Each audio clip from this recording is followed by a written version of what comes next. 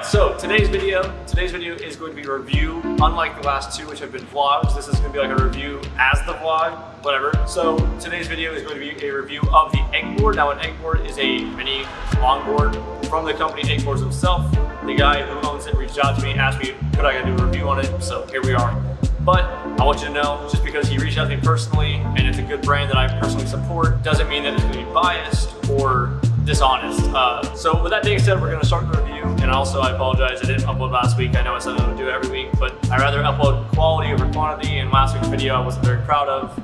So we're redoing it this week, and I'm going to make it hopefully 2 uploads next week or something like that. I can't promise it, but we're going to try. Like I said, with that being said now, let's start the review. All right, so first things first, I say a mini longboard. The EGGBOARD's a mini longboard, and I say mini because it's smaller than a penny board. It's 19 inches long, but a normal penny, for those of you wondering, is 22 inches, meaning that we're losing already 3 inches. We're losing 3 inches on the length of the board, but you are getting about 2 inches more on width of the board. So you have more foot room, honestly, in my opinion, versus a penny board, but not as much lengthwise. Not that it's a huge deal, but it is something to think about when deciding whether or not to buy this board. All right, so to start off, before we actually get into the technical side of the review and how it performs, I just want to talk about like the design and like what it looks like to me and what I think about it. And I personally think that the crack in the egg, because you know, for the namesake EGGBOARD, the crack kind of seals the deal. Now it doesn't look like an oval, but it kind of looks like an egg. And I think that little bit of detail added really increases the quality of the board, at least to me, at least in my opinion. You might think differently, but I feel like without the crack in it, it wouldn't look like an EGGBOARD, more just an oval skateboard. So I think that was a good design choice on the creator's part, and I just want to mention that as a little side note, but it's not dependent on the performance, like I said.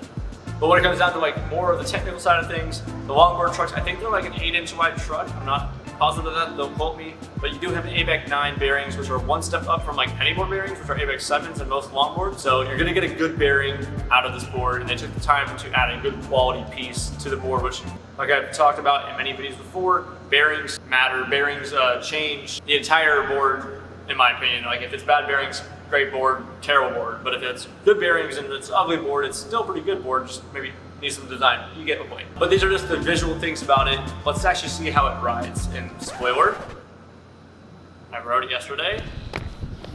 This happened. I fell. I cut myself. Ripped my pants. I didn't get it on video. I'm mad. Yes, man, I like these pants. That sucks. Okay. Back to the actual video.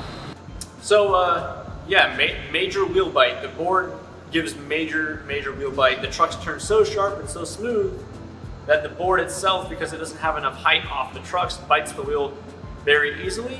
I noticed by tightening the trucks that I had a little bit better performance with this, and this happened less, but obviously I ate shit. That's my only concern with the board up to this point. But in all seriousness, the board performed pretty damn well. I mean, I think personally that yes, the wheel bite is a big issue, and that maybe it could have some spacers between the trucks and the board.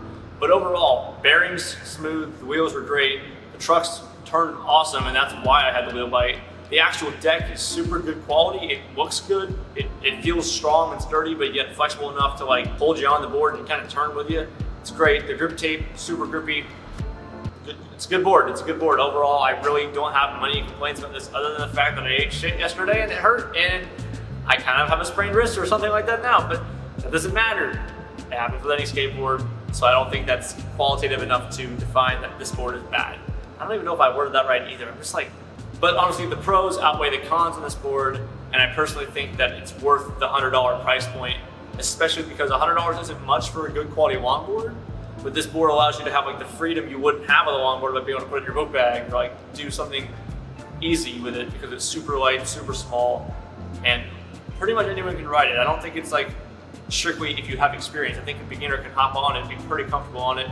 My girlfriend's not too experienced riding boards, but she seemed to think it was cool. She said it was good. With that being said, I know a lot of you want to know, is it good for beginners? Is it good for me starting off longboarding or skating in general? And I'd say yeah. I think it's a really good board.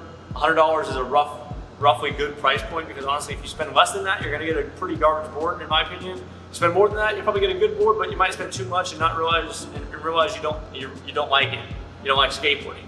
So I think $100 is a good mid-range to give yourself something good and to give it a try. I know, Madison, you're getting tired. Thank you for filming, but her hands are shaking a little bit. So that's it for this week. I'll see you guys next week. Thank you for watching. I'm sorry I didn't post last week. I'll post twice next week, most likely. Can't promise you, but thanks for sticking around for those of you who do. See you guys next week. And shout out to Madison, my girlfriend, for filming. Thank you. Okay, bye.